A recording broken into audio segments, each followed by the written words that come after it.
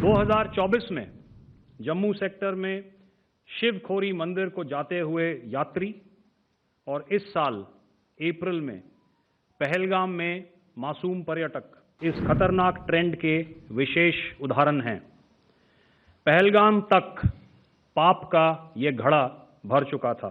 जो दुर्दशा कल आपने पाकिस्तान एयरफील्ड्स की देखी और शायद आज भी एयर मार्शल भारती की प्रेजेंटेशन में पाकिस्तान के ड्रोन्स और वेपनाइज्ड यूएवीज से की गई हमलावर कोशिशें भी इस ग्रिड के कारण नाकाम हुई। जब हौसले बुलंद हों तो मंजिलें भी कदम चूमती हैं। आज आप सब के साथ भारतीय सेना के एयर डिफेंस मेजर्स जो कि हमने इंडियन एयरफोर्स के साथ मिलजुल कर तालमेल में लिए, उसके बारे में कुछ बातचीत करूंगा। इस विषय में मैंने कल भी कुछ टिप्पणी करी थी, लेकिन आज मैं इस युद्ध के अहम एस्पेक्ट के बारे में आपको थोड़ा और पर्सपेक्टिव देना चाहता हूं। हमें एयर डिफेंस ऑपरेशन सिंदूर के एयर डिफेंस की कार्रवाई को एक कॉन्टेक्स्ट में समझने की आवश्यकता है। मैंने आपको कल बताया था कि पिछले कुछ सालों में आतंक की गतिविधियों का कैरेक्टर जो है उसमें कुछ बदलाव आ रहा था। अब हमारी मिलिट्री के साथ साथ मासूम सिविलियंस जो कि अपना बचाव करने में विफल थे, उन पर भी हमले हो रहे थे। 2024 में जम्मू सेक्टर में शिवखोरी मंदिर को जाते हुए यात्री और इस साल अप्रैल में पहलगाम में मासूम पर्यटक इस खतरनाक ट्रेंड के विशेष उदाहरण हैं। पहलगाम तक पाप का ये घड़ा भर चुका था।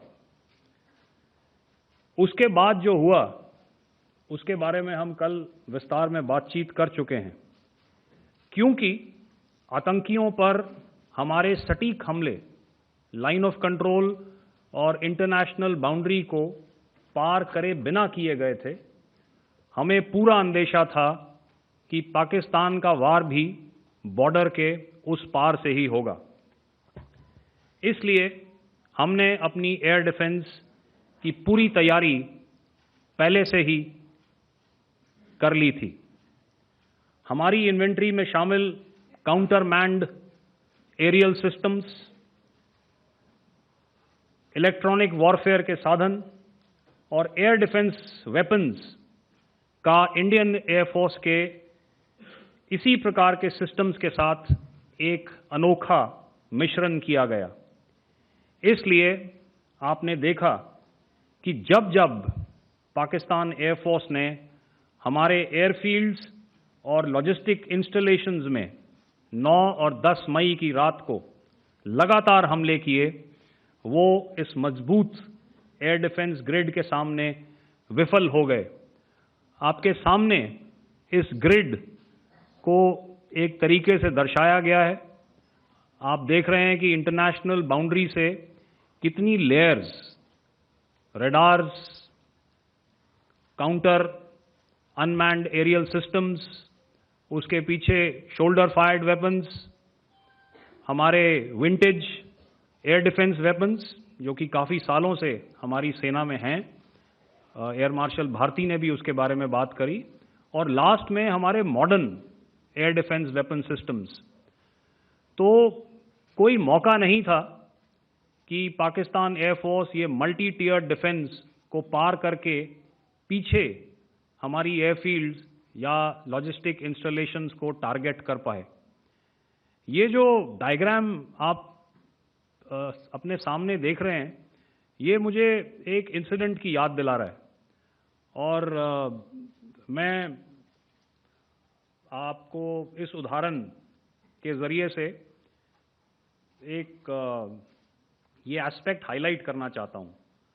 जब मैं स्कूल में था तो तकरीबन मेरे ख्याल से ये 70 का दशक था और उस समय इंग्लैंड और ऑस्ट्रेलिया के बीच में, आज शायद क्रिकेट की बात भी करनी चाहिए क्योंकि मैं देख रहा था कि विराट कोहली ने टेस्ट क्रिकेट से रिटायरमेंट ले ली कई भारतीयों की तरह वो मेरे भी फेवरेट क्रिकेटर हैं। तो 70 के दशक में ऑस्ट्रेलिया और इंग्लैंड की फेमस एशेज सीरीज चल रही थी और उस समय ऑस्ट्रेलिया के दो बहुत तेज गेंदबाज जो कि क्रिकेट हिस्ट्री में बड़ा उनका नाम है, जेफ थॉमसन और डेनिस लिली, उन्होंने अंग्रेजी बैट्समैन और उनकी बैटिंग लाइनअप को तहस नहस कर दिया था। और ऑस्ट्रेलियंस ने उस समय एक कहावत निकाली थी, that from ashes to ashes and from dust to dust, if Thommo don't get here then Lillee surely must. और अगर आप इस लेयर को देखें तो आप समझ जाएंगे कि मैं आपको क्या बताने की कोशिश कर रहा हूं।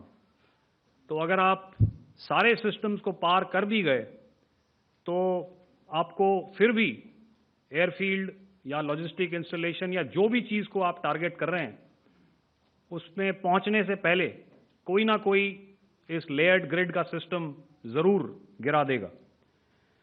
जो दुर्दशा कल आपने पाकिस्तान एयरफील्ड्स की देखी और शायद आज भी एयर मार्शल भारती की प्रेजेंटेशन में, हमारी एयरफील्ड्स हर प्रकार से ऑपरेशनल हैं।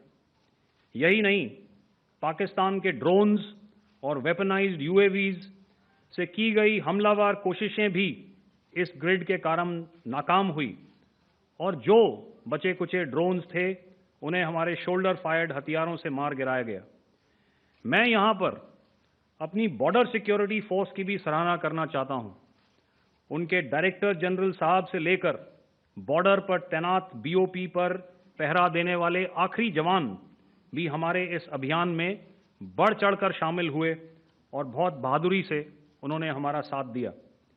उनके काउंटर अनआर्म्ड सिस्टम्स भी हमारे इस मल्टी टियर्ड एयर डिफेंस ग्रिड का हिस्सा थे, जिसके कारण पाकिस्तान की नापाक हरकतों का विनाश किया गया।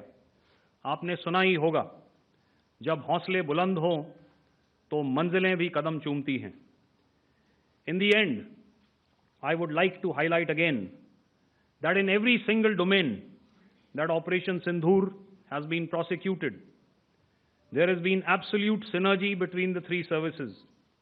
Not only have we, in this endeavor, been fully supported by our government, departments, and agencies, I cannot here not mention our 140 crore countrymen that have stood behind us with their prayers and goodwill, urging and inspiring us to achieve our mission and objectives. For that, we salute you. You are indeed the best. Jai Hind.